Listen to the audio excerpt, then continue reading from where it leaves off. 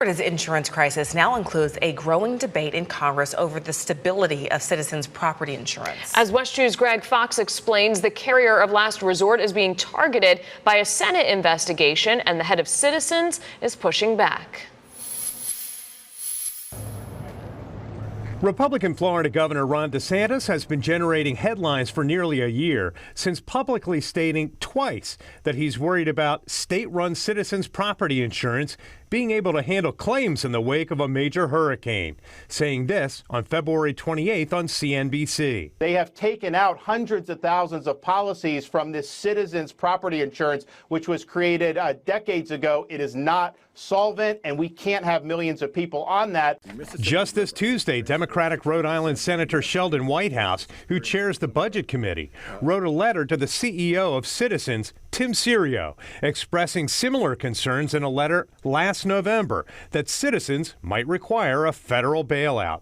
Serio replied, Citizens will always be able to pay the claims of its insureds. Florida has never sought a federal bailout to cover hurricane losses.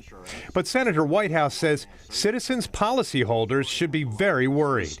And there is a very, very genuine risk in Florida that is being manifested in the insurance crisis that Florida is experiencing. By now, understandably, if you're a Citizens policyholder, you must be worried about whether your property is going to be covered in a disaster. Well, we talked with insurance experts, and they say yes. Citizens is in better shape financially than most of the private market carriers doing business in Florida. Orlando insurance agent Tom Cotton says Citizens has a nearly $6 billion surplus, can tap into catastrophe funds to cover losses, and in his view is rock solid. He also believes the senator's investigation is tied more to the presidential election year than insurance concerns. It's pure political theater. You can call it what you want to, but the fact of the matter is that Citizens property insurance owes us a lot of answers and owes the people of Florida a lot of answers. Greg Fox, West 2 News. West 2 News requested an interview with the CEO or a spokesperson with Citizens Insurance. That request was declined.